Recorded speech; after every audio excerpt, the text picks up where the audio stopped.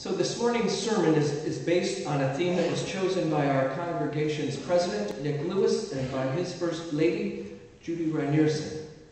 And they won the right to select the topic by having the winning bid at last year's service auction.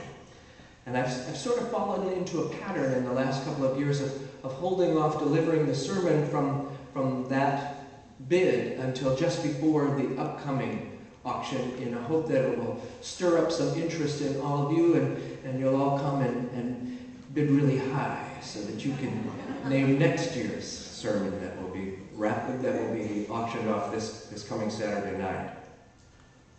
So I recently received an email from Nick giving me some guidance for this morning. And he wrote, "Judy and I came up with a couple of ideas.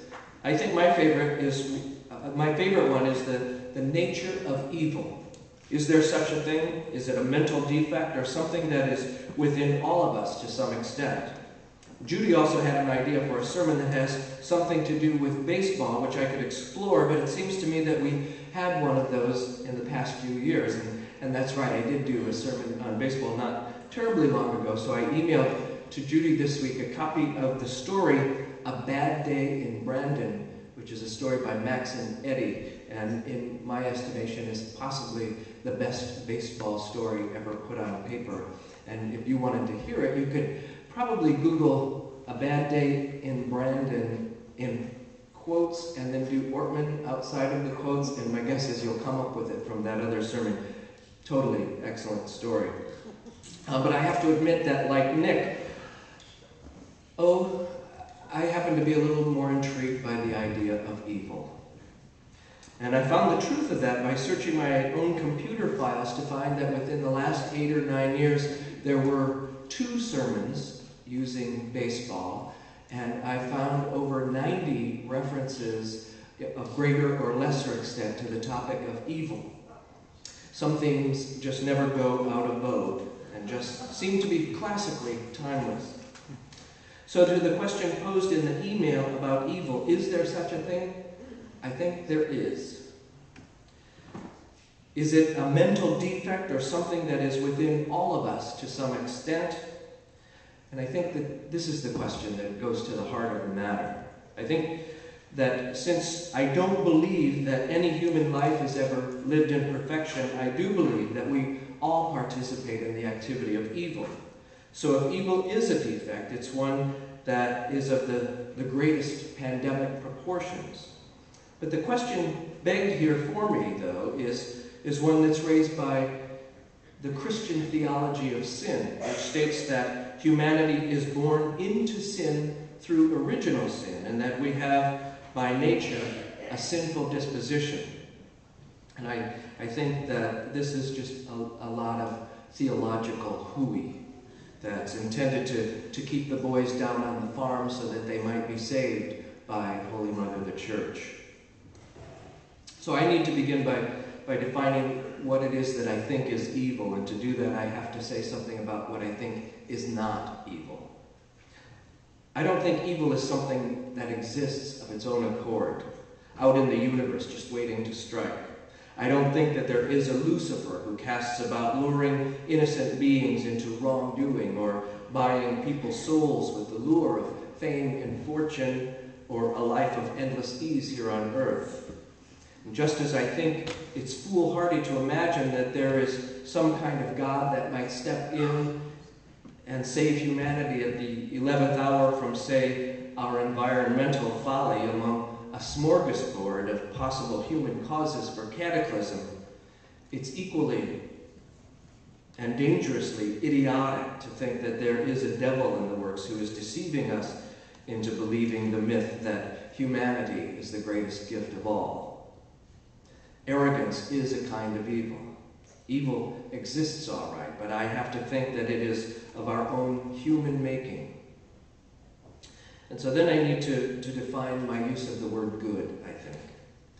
And I can come up with no other explanation but to think that the universe is here because it wants to be here.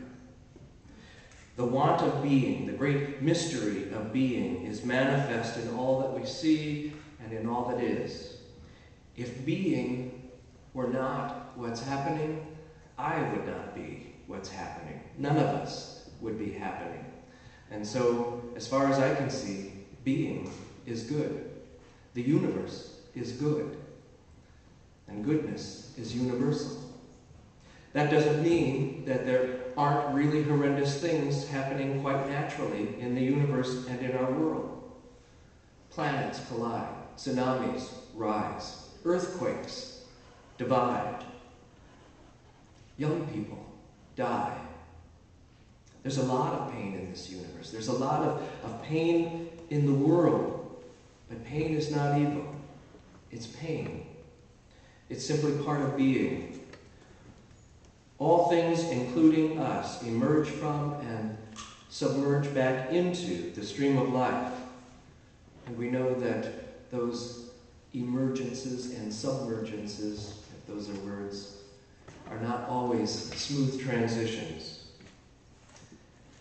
To be human is to know pain, to know suffering, to know separation. Just watch a baby being born. That very first experience is filled with pain. The infant is forced from the womb of the universal mother through the Mitzrayim, the narrow passage of the birth canal. It finally makes its way out, and it takes its first gulp of breath, and its response is to cry out in pain. And of course, the parents smile gratefully, accepting that their child is alive. Mahatma Gandhi once said that the badge of human existence is pain. On another occasion, he went on to say that suffering is pain given meaning. I think so. My personal theology embraces this idea of separation and pain as a universal human experience. We each begin our foray into the realm of self-consciousness with the pain of separation, and as our lives unfold, we are painfully separated time and again. There's hope, though. There's hope. We have with life the opportunity to grow our souls through the experiences of our lifetimes. We have the opportunity to transcend our pain by living through it. The opportunity to achieve joy by being more than that pain with which we began, that pain that we accumulate, and that pain that we carry with us. Instead of original sin, we have, I think, something that's much more like original pain. But within that pain, there's the possibility of blessing. And that possibility holds in it the potential for joy and the potential for hope. So finally then, what is evil? If goodness, being, is universal, we might think of evil as a local problem. I would say that it is man-made, except that I expect it's all of us, men and women alike. To do evil is willingly or ignorantly to promote pain and separation. Through our actions or our inactions, through our intentions or our complicit ignorance. To do evil is to hold ourselves aloft and separate and insulated from the webwork of nature, which is the source of our very spiritual, our very physical beings. To do evil is to take or to reserve for ourselves, for our individual selves, that which we own in common with each other and with the future. Evil is a human concoction that is born of arrogance and fraught with complacency. Conscious or apathetic denial of our relationships with the cause of being and with the world around us, that is as good of a definition of evil as I have ever found. Conscious or apathetic denial of our relationships with the cause of being and with the world around us. Evil is a choice. It's not an entity. It is choosing to promote the individual self in a way that appears or actually does denigrate our collective self. Doing evil is choosing to step away from the harmony of being. It is a step toward the disharmony of destruction.